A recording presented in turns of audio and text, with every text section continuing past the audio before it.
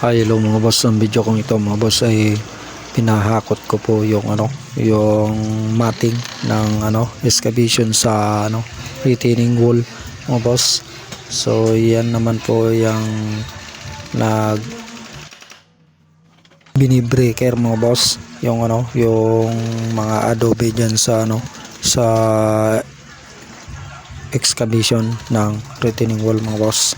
Binibreaker para mabilis po talaga pagka heavy equipment ang ginagamit. Okay, ayan heavy equipment po para mabilis yung trabaho. Ayan po mga boss, binibreaker siya para basag agad yung mga adobe sa excavation ng retaining wall mga boss. So yan po mga boss, thank you for watching mga boss.